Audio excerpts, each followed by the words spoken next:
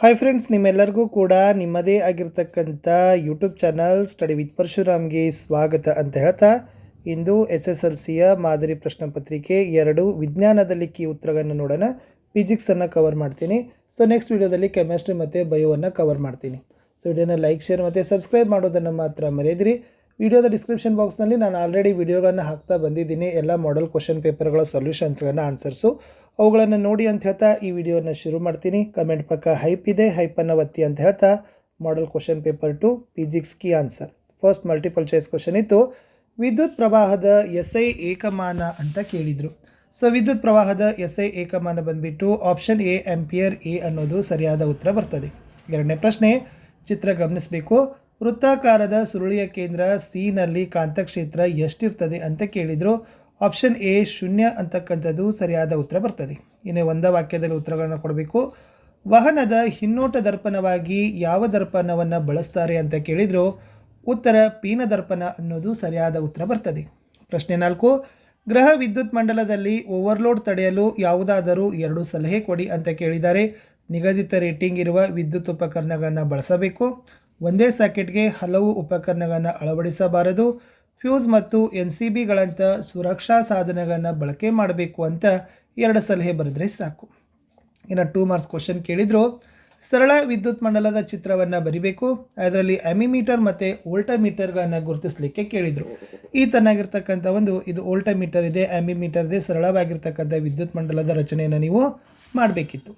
ಪ್ರಶ್ನೆ 6, ಒಂದು ವಿದ್ಯುತ್ ಮೋಟಾರ್ 220 ವೋಲ್ಟ್ ಆಕಾರದಿಂದ 10 ಆಂಪಿಯರ್ ವಿದ್ಯುತ್ ಪ್ರವಾಹವನ್ನು ಪಡೆದರೆ ಮೋಟಾರಿನ ಸಾಮರ್ಥ್ಯವನ್ನು ಕಂಡುಹಿಡಿಯಿರಿ ಅಂತ ನಿಮಗೆ ಪ್ರಶ್ನೆಯನ್ನು ಕೇಳಿತ್ತು. ಏನಿದೆ ಸಾಮರ್ಥ್ಯ ಕಂಡುಹಿಡಿಬೇಕಾದ್ರೆ ಸೂತ್ರ P = V × I, ಅಂದರೆ 220 V × 10A. ಇದನ್ನೆರಡು ಗುಣಿಸಿದಾಗ 2200 ವ್ಯಾಟ್ ಬರ್ತದೆ. ಇದನ್ನೇ ಕಿಲೋ ವ್ಯಾಟ್ಗೆ ಕನ್ವರ್ಟ್ ಮಾಡಿದಾಗ 2.2 ಕಿಲೋ ವ್ಯಾಟ್ ಅನ್ನೋದು ಬರೋದು ಉತ್ತರ.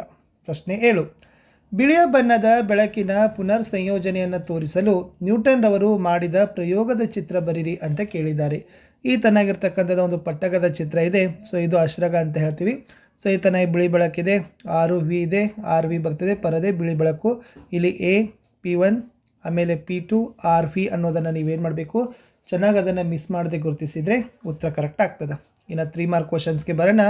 ಪ್ರಶ್ನೆ 8ರಲ್ಲಿ A ಇತ್ತು, ಬೆಳಕಿನ ಪ್ರತಿಫಲನದ 2 ನಿಯಮಗಳನ್ನು ಬರೀರಿ ಅಂತ ಕೇಳಿದ್ದಾರೆ.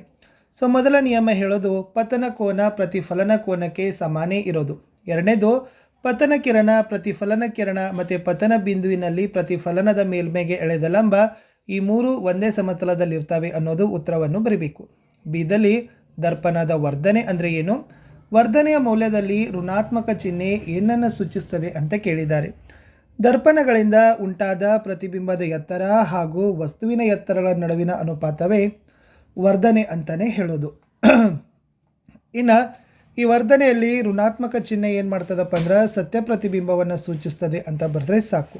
ಆರ್ ಕ್ವಶನ್, ಆಯತಾಕಾರದ ಗಾಜಿನ ಚಪ್ಪಡಿಯ ಮೂಲಕ ಬೆಳಕಿನ ವಕ್ರೀಭವನ ತೋರಿಸುವ ಚಟುವಟಿಕೆಯನ್ನು ವಿವರ ಮಾಡಲಿಕ್ಕೆ ಕೇಳಿದರು. ಈ ಥರ ನೀವು ರೇ ಡಯಾಗ್ರಾಮನ್ನು ತೆಗಿಬೇಕು.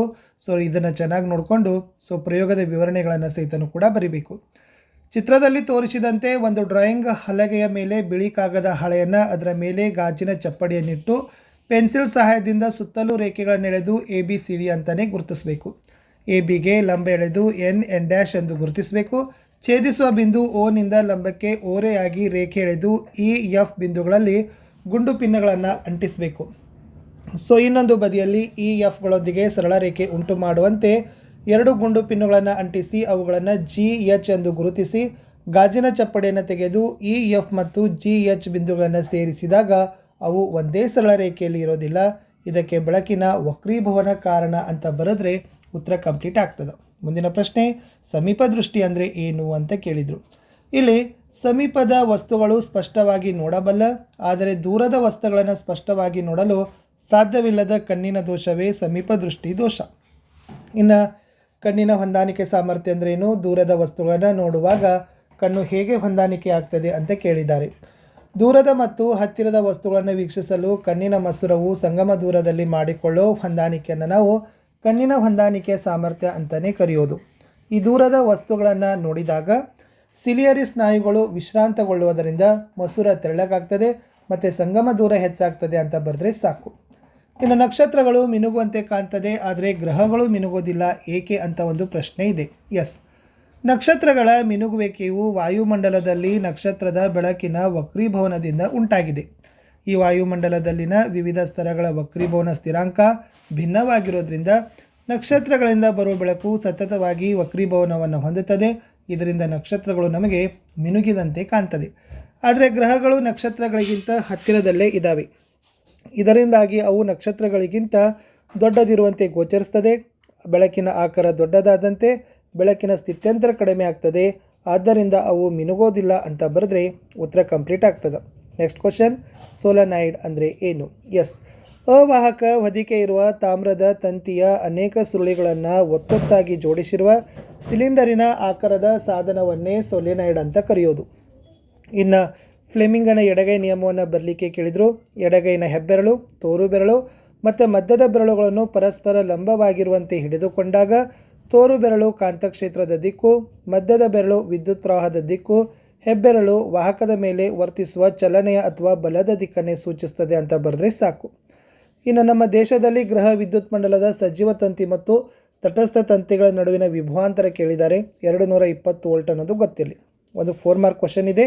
ಎ, ಜೌಲನ ಉಷ್ಣೋತ್ಪಾದನಾ ನಿಯಮವನ್ನು ನಿರೂಪಿಸಿರಿ ಮತ್ತು ವಿದ್ಯುತ್ತಿನ ಉಷ್ಣೋತ್ಪಾದನಾ ಪರಿಣಾಮದ ಮೇಲೆ ಕಾರ್ಯನಿರ್ವಹಿಸುವ 4 ಸಾಧನಗಳನ್ನು ಬರೀರಿ ಅಂತ ಕೇಳಿದರು. ಸೊ ಉತ್ತರ ಏನು ಹೇಳ್ತದಪ್ಪ ಅಂತಂದರೆ, ರೋಧಕದಲ್ಲಿ ಉತ್ಪತ್ತಿಯಾಗ್ತಕ್ಕಂಥ ಉಷ್ಣ ವಾಹಕದಲ್ಲಿ ಪ್ರವಹಿಸುತ್ತಿರುವ ವಿದ್ಯುತ್ ಪ್ರವಾಹದ ವರ್ಗಕ್ಕೆ, ವಾಹಕದ ರೋಧಕ್ಕೆ ಮತ್ತು ವಿದ್ಯುತ್ ಪ್ರವಾಹದ ಕಾಲಕ್ಕೆ ನೇರ ಅನುಪಾತದಲ್ಲೇ ಇರ್ತದೆ. ಈ ಪರಿಣಾಮ ಆಧರಿಸಿ ಕೆಲಸ ಮಾಡುವ ಸಾಧನಗಳೆಂದರೆ ಇಸ್ತ್ರಿ ಪೆಟ್ಟಿಗೆ, ಗೀಜರ್, ಓವೆನ್ ಮತ್ತು ಟೋಸ್ಟರ್ ಅಂತ ಬರೆದ್ರೆ ಸಾಕು. ಇನ್ನು ಕಾರಣಗಳನ್ನು ಕೊಡಬೇಕು. ಫಸ್ಟ್ ಇತ್ತು, ವಿದ್ಯುತ್ ದೀಪಗಳ ತಂತುಗಳಲ್ಲಿ ವಿಶೇಷವಾಗಿ ಬಹುತೇಕ ಟಂಗ್ಸ್ಟನ್ನನ್ನೇ ಬಳಸ್ತಾರೆ. ಸೊ ಉತ್ತರ ಏನಪ್ಪ ಅಂದರೆ, ಟಂಗ್ಸ್ಟನ್ ಅಂತಕ್ಕಂಥದ್ದು ಲೋಹದ ರೋಧಶೀಲತೆ ಮತ್ತು ಕರಗೋ ಬಿಂದು ಅತಿ ಹೆಚ್ಚು ಅಂತ ಬರೆದ್ರೆ ಸಾಕು. ಇನ್ನು ವಿದ್ಯುತ್ ಪ್ರಸರಣದಲ್ಲಿ ಸಾಮಾನ್ಯವಾಗಿ ತಾಮ್ರ ಮತ್ತು ಅಲ್ಯೂಮಿನಿಯಂ ತಂತಿಗಳನ್ನೇ ಬಳಸ್ತಾರೆ ಏಕೆ ಅಂತ ಕೇಳಿದರು. ಸೊ ಉತ್ತರ ಏನು ಕೊಡಬೇಕಾಗಿತ್ತಪ್ಪ ಅಂದ್ರೆ, ಇವುಗಳ ರೋಧಶೀಲತೆ ಉಳಿದವುಗಳಿಗಿಂತ ಕಡಿಮೆನೇ ಅಂತ ಬರೆದ್ರೆ ಸಾಕು. ಇನ್ನು ಓಮ್ನ ನಿಯಮವನ್ನು ನಿರೂಪಿಸಬೇಕು. ವಾಹಕದ ರೋಧ ಅವಲಂಬಿಸಿರೋ ಅಂಶಗಳನ್ನು ಪಟ್ಟಿ ಮಾಡಬೇಕು. ಎಸ್, ಸ್ಥಿರ ತಾಪದಲ್ಲಿ ವಾಹಕ ತಂತಿಯ ತುದಿಗಳ ನಡುವಿನ ವಿಭವಾಂತರ ಅದರ ಮೂಲಕ ಹರಿಯುವ ವಿದ್ಯುತ್ ಪ್ರವಾಹಕ್ಕೆ ನೇರ ಅನುಪಾತದಲ್ಲಿರೋದೇ ಓಮನ ನಿಯಮ. ಇನ್ನು ವಾಹಕವೊಂದರ ರೋಧ ಅವಲಂಬಿಸಿರೋ ಅಂಶಗಳಲ್ಲಿ ವಾಹಕದ ಉದ್ದ, ವಾಹಕದ ಅಡ್ಡ ಕೊಯ್ತ, ವಾಹಕದ ತಾಪ ಮತ್ತು ಪ್ರಾಕೃತಿಕ ಗುಣ ಅಥವಾ ವಸ್ತುವಿನ ಗುಣ ಅಂತ ಬರೆದ್ರೆ ಆನ್ಸರ್ ಕಂಪ್ಲೀಟ್ ಆಗ್ತದೆ. ಇನ್ನು ಮುಂದಿನ ಪ್ರಶ್ನೆ, 2 ಬಿಂದುಗಳ ನಡುವಿನ ವಿಭವಾಂತರ 1 ವೋಲ್ಟ್. ಈ ಹೇಳಿಕೆಯ ಅರ್ಥವನ್ನು ಬರೀರಿ ಅಂತ ಕೇಳಿದರು. ವಾಹಕದ ತುದಿಗಳ ನಡುವೆ 1 ಕೂಲಾಂಬ್ ಆವೇಶವನ್ನು ಒಂದು ಬಿಂದುವಿನಿಂದ ಇನ್ನೊಂದು ಬಿಂದುವಿಗೆ ತರುವಲ್ಲಿ ನಡೆದ ಕೆಲಸವನ್ನೇ 1 ಜೌಲ್ ಅಂತ ಕರೆಯೋದು. ಮುಂದಿನ ಪ್ರಶ್ನೆ, ಒಂದು ವಸ್ತು 20 ಸೆಂಟಿಮೀಟರ್ ಸಂಗಮ ದೂರವಿರುವ ಪಿನ ಮಸೂರದ ಪ್ರಧಾನಾಕ್ಷದ ಮೇಲೆ ಲಂಬವಾಗಿ ಇರಿಸಿದಾಗ ಪ್ರತಿಬಿಂಬದ ಸ್ಥಾನ 60 ಸೆಂಟಿಮೀಟರ್ ಆಗಲು ವಸ್ತುವನ್ನು ಮಸೂರದಿಂದ ಎಷ್ಟು ದರದಲ್ಲಿ ಇಡಬೇಕು? ಸೊ ಬರ್ಕೊಡ್ರಿ. ಸಂಗಮ ದೂರ ಎಫ್ 20 ಸೆಂಟಿಮೀಟರ್, ಪ್ರತಿಬಿಂಬದ ದೂರ ಫಿ 60 ಸೆಂಟಿಮೀಟರ್, ವಸ್ತುವಿನ ದೂರ ಯು ಅನ್ನು ಕಂಡುಹಿಡಿಬೇಕು. ಆವಾಗ ಸೂತ್ರ ಏನಾಗ್ತದಪ್ಪ ಅಂದ್ರೆ 1/v minus 1/u is equal to 1/f. ಆವಾಗ ನಾವು ಯು ಕಂಡುಹಿಡಿಬೇಕು. ಸೊ ಯು ಎಷ್ಟು ಬಂತು? 1 - 3/60 ಅಂದರೆ -2/60. ಅವಾಗ -30 ಸೆಂಟಿಮೀಟರ್ ಅಂತ ಬರ್ತದೆ. ಅಂದರೆ ವಸ್ತು ದರ್ಪಣದಿಂದ 30 ಸೆಂಟಿಮೀಟರ್ ದೂರದಲ್ಲಿ ಇಡಬೇಕು ಅಂತ ಬರೆದ್ರೆ ಉತ್ತರ ಕಂಪ್ಲೀಟ್ ಆಗ್ತದೆ. ಇನ್ನು ಬಿ ಪ್ರಶ್ನೆ, ಒಂದು ಮಸೂರದ ವಸ್ತು ದೂರ ಮತ್ತು ಪ್ರತಿಬಿಂಬದ ದೂರಗಳು ಕ್ರಮವಾಗಿ -30 ಸೆಂಟಿಮೀಟರ್ ಮತ್ತು -10 ಸೆಂಟಿಮೀಟರ್ ಆದರೆ ಬಳಸಲಾಗಿರುವ ಮಸೂರದ ವಿಧ ಮತ್ತು ಪ್ರತಿಬಿಂಬದ ಸ್ವಭಾವವನ್ನು ನಿರ್ಧರಿಸಿರಿ ಅಂತ ಕೇಳಿದರು. ಇಲ್ಲಿ ಮಸೂರದ ವಿಧ ಬರ್ತದೆ, ನಿಮ್ನ ಮಸೂರ, ಪ್ರತಿಬಿಂಬದ ಸ್ವಭಾವ ಬರ್ತದೆ, ಮಿಥ್ಯ, ನೇರ ಮತ್ತು ವಸ್ತುವಿಗಿಂತ ಚಿಕ್ಕದು ಅಂತ ಬರೆದ್ರೆ ಸಾಕು.